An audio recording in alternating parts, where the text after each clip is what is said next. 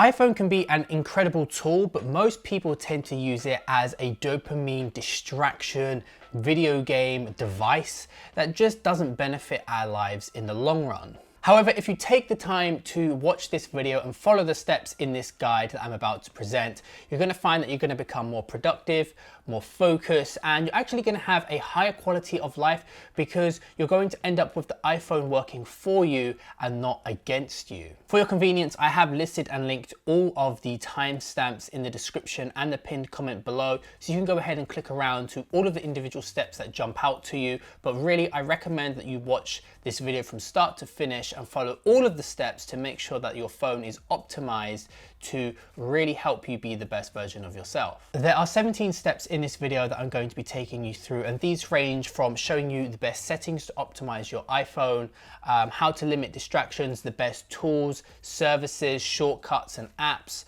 alongside the best homepage layouts that are going to help increase your productivity. So about a year and a half ago, I was getting very frustrated with my phone because I kept having a lot of notifications and distractions, and I felt that I wasn't being the most productive that I could be. And so I went out there and did a bunch of research online looking into how to make my phone work for me and not against me.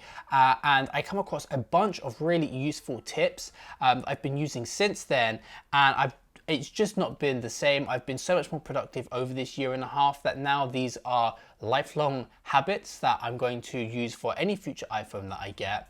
And I want to share them with you in this video today. I would say to you, if you're watching this video, if you don't take control of this area of your life, you're going to waste hours, days, weeks, maybe even months over your entire life that's been spent on useless content consumption that really doesn't add to your life. One day you'll wake up and realize that you've wasted so much time that could have been spent learning a new skill, studying and getting better grades, which also has, other impacts on your later work in your career. It could be spent learning how to be more efficient at your current job, learning a new skill, or just being present in the moment. So I think it's really important that you watch this long guide, because this is going to be quite a long video, and really just fix this thing so that it is a tool and is not a device that's just sapping your life away. It's something that's going to be working for you rather than against you. In his book, Deep Work, Cal Newport says of the deep work hypothesis, the ability to perform deep work is becoming increasingly rare at exactly the time it is becoming increasingly valuable in our economy. As a consequence, the few who cultivate this skill and then make it the core of their working life will thrive. So step one in this process is to optimize for single tasking. Step number one is to turn off almost all of your notifications. The first thing that you're going to want to do is open the settings app, then go to the notifications section, and you're going to want to go app by app, turning off all notifications. By the end, the vast majority of your apps should have a notification setting that looks like this. Now, there are a few reasons why you should have some notifications kept on. For example, if you have Amazon's Ring doorbell, you're going to want to have the notifications of that to know someone's at the door. You may also want to keep Amazon's notifications on so you know when the delivery driver is around the corner. And I also recommend keeping things like Uber open so that you can get notifications when your driver is just around the corner. If you're someone who gets very few text messages, I recommend leaving the notifications on, but make sure that you turn off the badges and keep banners on. This way you can go ahead and see any of the text messages that you have on your home screen. Now, if you're someone who gets a lot of text messages throughout the day, I recommend turning off notifications completely and instead treating your iMessages app like you would an email inbox. So you would just check it once or twice a day and go through them and just sort of batch reply to all of the text messages that have come in. Other apps that I would recommend keeping the notifications on include the calendar app, Google Maps, and phone calls. Now, a bit of a bonus tip with this step is to go back and look at all of the notifications that you've left on and go into those apps and make sure that the badges are switched off. If you don't know what a badge is, it's essentially that little red dot that appears in the corner of all of your apps with a number on them to make you feel like something is important, is sort of going on within that app. And I find that I'm sort of a compulsive person. If I see that my Instagram or my Twitter has a number 5 or 6 next to it, I want to go and check out what those notifications are. So I turn all of those off so that I cannot be distracted by it and be pulled into that, and all of a sudden found out that I've just lost 30 minutes of my day endlessly browsing on Instagram or Twitter. So why should you do this? I think that there are 3 core reasons why you should make sure that there are no notifications on your device. So number 1 is that notifications are uncontrolled interruptions. They could appear at any moment. They could turn on right now in the middle of this video and I may check it. And as I said before, you may find that time has disappeared. Now, I'm someone who's most productive when I'm in a flow state, when I'm focused and I'm there for 20, 30, 40 minutes, just non-stop looking at a task, solving that problem. If I hear noises or if I see my phone flash up with a notification, I immediately get pulled out of that, and it's hard for me to even get into the zone, let alone actually remain in it. Reason number 2 is that there is the penalty of task switching. Task switching, if you don't know what that is, it's essentially where you can be working on a task and through just jumping through to something else, such as quickly replying to someone on Facebook, you have actually broken that chain of work that you were doing, and it can actually take up to 20 minutes for you to get back to where you were in terms of focus. There are a couple of studies on this. I will leave it linked in the description if you want to read a little bit more about the science behind that. But essentially, limiting that switch cost is very important, and that's why we're trying to limit our notifications. Reason number 3 is that the brain science behind learning shows that we need sustained focus to be able to trigger myelin growth around our active neural pathways. So that's essentially what brain plasticity is all about, and molding our brain, taking in that information and locking it in through sustained focus. If we're breaking that with all of these notifications, we're not going to have that myelin growth. In other words, notifications make you dumb. Cal Newport says again in Deep Work, to learn hard things quickly, you must focus intensely without distraction. Step number 2 is to hide social media, entertainment, and gaming apps. So apps such as Instagram, Twitter, YouTube, Netflix, any games that you've got installed on your iPhone should be moved to the second screen of your homepage, and that way they can then be put into their own folders. Essentially, we're trying to put as many steps as possible between us and these distracting apps. Now, these apps are still very visible when inside of a group. What I recommend that you do is you move all of these over to the second page of the group to further hide these from your homepage. Step number 3 is to do the same thing again, but this time with all of your messaging apps. Move all of your messaging apps such as email, Slack, iMessage, WhatsApp, and Facebook Messenger into a folder on your second screen. You can decide when to check these. The best thing that you can do is decide to be intentional with when you check these apps. So you may decide that you're going to only do this 2 times a day. You could do it the first time in the morning when you're going to the toilet. You could just go through and batch reply to all of your text messages, your WhatsApp messages, Twitter, Slack, whatever it may be. Reply to it then, and then you may do it later on in the evening around 6, 7 p.m. This is a great way to limit the amount of time that you're spending on one task, and you can just reply in one go. Through doing this, batch processing essentially puts you in control. I'm also very guilty of in the past sort of sitting there just waiting for myself to get WhatsApp messages or Instagram messages just because I wanted something to reply to. So I would just be constantly checking my phone because I just wanted a distraction. Again, I wanted that dopamine hit of having a new message from a friend and just replying to it straight away.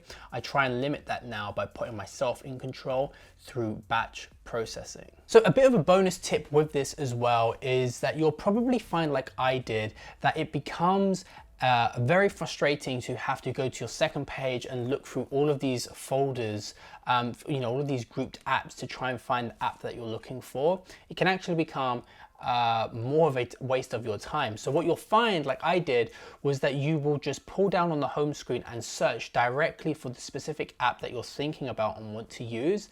This is kind of good because it means that you're much more intentional with the apps that you're looking for on your phone. And it also means that you're saving much time because just searching for it is much quicker. I do this very often when I'm on my Mac. Just searching for that specific app is much quicker than digging through some menus trying to find the application that you want to open. Step number 4 is to disable all of the app review requests. This is a minor one and might be a little bit over the top for some of you, but there's nothing worse than when you've got an interesting thought that you're trying to write down in notes and you open up an app and all of a sudden you've got this thing in your way distracting you, trying to get you to go off to the App Store to write a review and leave a 5-star rating. We just want to cut that out completely. You can do that by going into Settings, Apple ID, then iTunes and App Stores, and disabling review requests. Step number 5 is to turn on Do Not Disturb mode. I have had my phone on Do Not Disturb mode for a year and a half now, and I've never missed any important messages, phone calls, meetings, or anything like that. And I think more people should spend their time on Do Not Disturb mode. When I first started to do this, I was slightly worried, thinking that I would miss important phone calls or text messages from people that are in my family that may need to get a hold of me, or my boss or anything like that. But thanks to a sub feature that lets you allow calls from favorites, you can still allow certain people to interrupt you or wake you up. To do this, you're going to want to go to Settings, Do Not Disturb, select Scheduled, and then set it from 9 AM to 9 AM. This will make the feature work 24 hours a day. Under Phone, you can select to allow calls from everyone, no one, or your favorites. Personally, I have it set up to everyone because I'm a Gen Zer and I hate phone calls. So if someone is phoning me, there's probably a very good reason for that and I should pick up. Because most of my friends and family, they text me, I text them. I try not to do any phone calls at all. So I have it set up for everyone because, like I say, if someone's ringing me, there's probably a good reason why and I should pick up. Tip number 6 is to choose a simple wallpaper. The best wallpaper that I've found is a black wallpaper. It's super boring. It doesn't make it look like it's this fun little device where you can go ahead and play games and, speak to people and watch YouTube video. It just makes it look like a boring device. Also, a side benefit of having a black background is that there's been a lot of reports that have sort of said that you can save up to 60% of your battery simply by having a black background. This is because these sort of the devices, their screen is OLED, and that just means that because it's black, it's not using as much power. So, bonus tip, make sure you have a black background and not sort of a flower or a mountain or anything like that. I do think that this step is a little bit over the top for some people and it should be left for the productivity geeks that really care about this kind of stuff. And I had a black background for maybe about a year and 3 months, and it's only recently that I started to include a wallpaper again on my phone, just because I got a little bit bored of just having a black background. To do this, go to Settings, Wallpaper, choose a new wallpaper, Stills, and then the all black option is right here at the end. Step number 7 is to turn off the Raise to Wake. The Raise to Wake feature lets you quickly see notifications on your lock screen just by lifting your phone. This is pretty bad because we don't want to move our iPhone across on our desk and all of a sudden trigger that Raise to Wake feature. The phone comes on, we see an interesting notification, or we just have that urge to go ahead and check the latest Tesla stock price or something like that. We just kind of want to limit the reasons that we're going to be pulled into this device and lose 20-30 minutes of our time. So this feature, you got to turn it off. We're just going to make this be something that is very intentional. We pick it up and we work on the iPhone when we want to. We go to it, it doesn't come to us. To do this, go to Settings, Display and Brightness, Raise to Wake, and then turn it off. If you've made it this far into the video, you can probably tell that all of these little changes in the settings are slowly adding up. And over time, we're going to have this thing be this productivity device that we're going to be using for so much more than what we have been in the past. It's not going to be something that's flashing with lights, it's vibrating, it's pinging, it's making all of these noises, trying to grab our attention. It's soon just going to be this quiet little thing that just sits there and it's not going to be grabbing our attention every 5 minutes. Step number 8 is to add the screen time widget. The screen time widget allows you to see where your time is going. This is really, really useful, and hopefully, your social media and your entertainment categories should be the lowest, or very low. This is great because you can now track this and sort of see over time, is it increasing? Is it decreasing? You should naturally find that, a week, 2 weeks after you've implemented all of these steps in this video, when you go back and look at your screen time, you should be seeing a harsh drop off, over time, where you're going to become more productive and all of these distracting apps are no longer going to be bothering you. My full-time role is as a digital marketer, so it's a little bit harder for me to track this because I will be posting on the company's Instagram or IGTV profile. I'll be on Twitter, all of these different things sort of bump up the numbers on my phone annoyingly. So it's a little bit harder for me to track, but I do like to have it in there. And if you're someone who doesn't have a job that allows you to go and do those things during the day, you may be an accountant or you may be a doctor, for example, you're not going to be using social media and entertainment apps. So this is a very, very useful step for you to be able to actually track what it is that you're doing, where your time is going, and where you may need to be a little bit more conscious about where you're spending your time. To do this, swipe to the right from your home screen to the Today screen, and at the bottom of this screen, select Edit. This will then bring up a bunch of apps that you can have as widgets.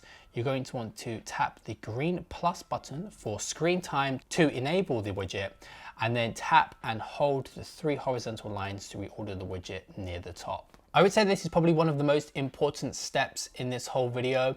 And you may be thinking, why I'm just tracking it? It's not actually doing anything. Well, I would say you're kind of wrong there, if that is what you're saying.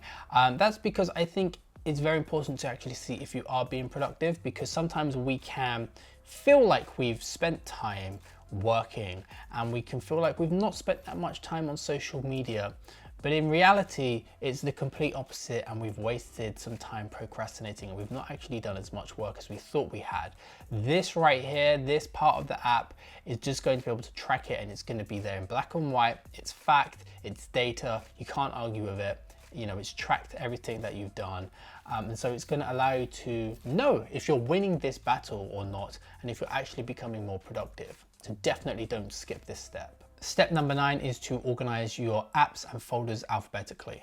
There are typically a few ways that you can organize your apps. Some people just have this random. Some people have this done alphabetically. Some people do it by color, which I think is a bit weird. And then some also do it by genre. We're going to organize this alphabetically because we know where the letter is in the alphabet, and that is going to allow us to very quickly find on our screen where the app is. What we are going to do is we're going to organize each of the screens in our phone by a very unique purpose. The first screen I like to leave completely blank. The second is tools only. The third screen is apps that are organized into folders by their function. And then the fourth screen is random useless apps that you can't remove.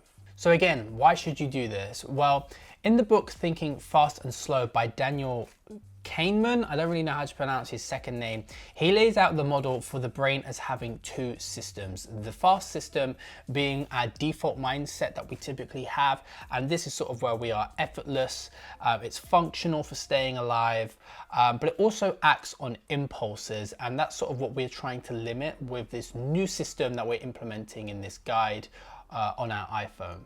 We then have the second system, which is the slow part of our brain. This is much more rational and analytical than the fast part of our brain. However, to access it, it requires effort and intention. Through creating a system where our apps are alphabetically listed, it's enforcing us to stay in the slow part where we're being much more rational with our brain, and we're much more intentional when we unlock our phone to look for the apps that we want to use. It's just allowing us to stay in that part and not get distracted and fall into the fast system that our brain has, where we're going to be much more instinctual and giving up to these sort of impulses. Now, this is part 2 of this system, and that is to use these apps and settings for deep learning. So step number 10 is to organize your home screen for deep learning over shallow learning. Now that we have placed all of our social media and gaming and entertaining apps into folders, we now want to create a replacement habit, because typically most people will find themselves, waiting for the train or queuing, and they'll quickly just grab their phone, unlock it, and instantly just have this habit of clicking onto one of those social media apps. What we're doing now is we've broken that by taking those apps and taking them away from that first screen and putting them in a folder. But what we now want to do is we now want to create a new habit, which is going to allow you to have deep learning. What I would recommend you do is that you move all of the apps that make you smarter through deep learning, such as Kindle, Medium, podcasts, MarketWatch, whatever it may be for you, to your homepage. These apps are now going to be easy to access and replace the addictive apps that would waste your time. Step number 11 is to install Castro, which is the podcasting app that I particularly use, or instead use another podcasting app that you prefer. Your podcasting app should be on your homepage, and it should be something that you should really now start to be making a habit every single time that you're exercising, or you're going for a walk, or you're cooking, or you're commuting somewhere. Anytime that you've got this dead time where you can actually do something else and listen, that's what we want to happen. And this is a very good habit that's naturally going to make you smarter. Here are a few podcast shows that I recommend subscribing to, as I think that these are going to make you become a little bit more smarter. They're all around productivity, mindset, business, entrepreneurship, all of this kind of thing, stuff that I think really adds to a person's character. So number one is the Tim Ferriss Show. This is a podcast where Tim sits down with world-class performers of all different types, from startup founders and investors to chess champions to Olympic athletes. And then he breaks down their habits, tools, and techniques that allow them to get more out of life. Podcast number two is Not Overthinking, and this is one of my favorite podcasts from Ali and Tamer Abdal, and they talk about happiness, creativity, and the human condition. Noah Kagan has a great podcast all about learning proven strategies to start and grow a business, improve productivity, and live a happier life. Akimbo, a podcast by Seth Godin.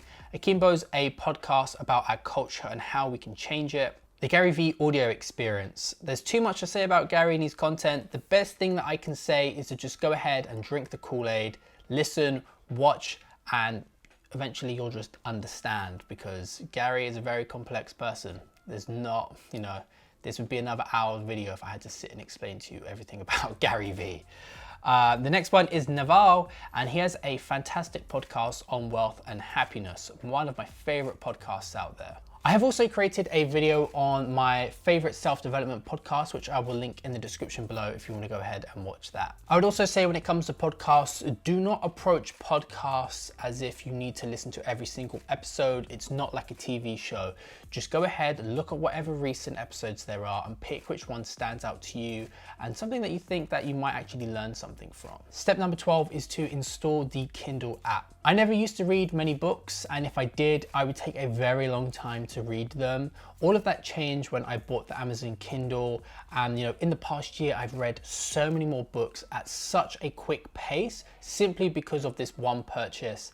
I've made an entire video on how to read more books. I'll also link that in the description if you want to read it, but I really recommend that you get yourself a Kindle. Sometimes I do not have my Kindle with me, however, if I'm on a train, for example, and rather than just wasting that time by browsing Twitter, I'll instead replace that with deep learning by using the Kindle app on my phone and continuing to read all of my books on there, where I can highlight and make notes. Just take a moment to think about how much more smarter you would be if you were to replace mindlessly scrolling through Twitter and Instagram with instead this Kindle app and reading.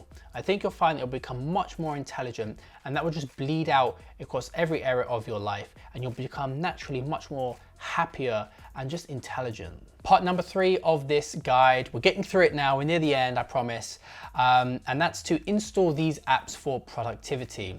So step number 13 is to install a note-taking app and add it to the dock part of your home screen. Now, I use Notion for pretty much everything in my life, for all of my life organizations and note-taking. I put it into Notion, and it's just quick and easy to have it there in the bottom left-hand corner, should I have an idea or need to write something down. The reason I have this in the dock is just so that I am one step away from getting to that app and it's not buried in a folder somewhere. Step number 4 is to install a Pomodoro app. The idea behind the Pomodoro technique, if you've not heard of it before, is to essentially stay focused for a select period of time. This is typically around 25 minutes, sometimes 35 minutes, and then you'll have a 5-minute break. Now, there are a couple of apps out there, and I recommend that you install Flora. This is one that I use, and it's essentially where you will grow a tree or a plant over that period of 25 minutes. And if you pick up your phone or you touch it or you go or you exit the app or anything like that on your phone, you essentially kill that plant and you actually don't get to grow this huge forest on the app. And so there's a bit of an incentivization as to not touch your phone and instead continue focusing on your work until that 25-minute timer is up. Step number 15 is to install the app Zero. I personally work my best when I'm sort of in the flow state and I'm focused on my work for hours at a time. And I usually get there by doing two things. The first is drinking titanium tea, which is something that I came across by Tim Ferriss. I actually have a whole video dedicated to how to make titanium tea and the benefits of it. I'll also make sure to leave that linked in the description below. And then the second thing is that I will fast whilst I drink this tea. I would typically fast for maybe 16 hours. Sometimes we'll go even more beyond that. And just through fasting and having this drink, I enter the flow state and I'm super productive and can focus for hours at a time without leaving my desk, without checking social media or anything like that. I'm just dedicated, I'm in the zone, and I'm being very, very productive. To help keep me in check when it comes to fasting, I use the app Zero, and this was founded by Kevin Rose, which coincidentally is a friend of Tim Ferriss's. And essentially what I do is I will click this timer around 8 p.m. when I finish the last bite that I've had to eat, and I will not eat again until the app has told me that I have fasted for 16 hours. So this is also, again, another app that I recommend that you keep the notifications on because you want to know when you've actually reached those 16 hours and you can break that fast again. To me, this is just one of the best apps that you can download to help introduce yourself into fasting until it becomes a habit to you, because it allows you to avoid eating foods that make you feel lethargic and tired, just that afternoon slump in general where you're going to not feel that productive. Part 4 of this guide, and this is the last part, it's just a couple of bonus tips that I wanted to throw in. So step number 16 is to schedule night shift starting 3 hours before you normally would go to bed. Night shift shifts the colors of your display away from the blue spectrum and towards the warmer redder spectrum, which helps to ease our eyes and not cause harsh focusing in the evening, which supposedly leads to deeper sleep. Studies have shown that the use of a phone before bedtime prolongs the time it takes to fall asleep, delays the circadian clock, it suppresses levels of the sleep promoting hormone melatonin, reduces the amount and delays the timing of REM sleep, and reduces alertness the following morning. The final step, which is step 17, and it's one of my favorites, is to use the text replacement shortcuts. There are certain words, phrases, and pieces of information that we use every single day or very frequently during the week that actually takes up some time to write out every single time someone requires it or an app requires it, such as our email address, for example. Using text replacement shortcuts is a very quick way around this. We can do this by heading into our settings, general, then go to keyboard and text replacement. Here you can go ahead and insert things such as your full home address and then create a shortcut called AD. And then we're going to add in another one for our email address, and we're going to have this as a shortcut EM. I also have another shortcut set up for hashtags that I frequently use on my Instagram. This saves me time as I no longer need to copy and paste them from my notes app every single time that I want to post a photo to my Instagram. So through having the ability to type 2 letters, I now can click that predictive text button in the middle there, and it's instantly going to post my email address. So I don't have to type it out every single time that someone or an app requires it. This is just one of those things that saves a couple of seconds that over time adds up. I hope this has been a very, very useful guide for you. If you want to go ahead and check out any of the other videos that I've mentioned throughout this video, I'm going to have them linked in the description below. Also, check out this playlist for all of the other productivity and self-development videos that I have on my YouTube channel. Hopefully you enjoyed this video. If you did, I'd appreciate it if you would give the video a like, subscribe, and hit the notification bell if you want to see more videos like this. Thanks for watching, and I'll see you all in my next video. Have a great day.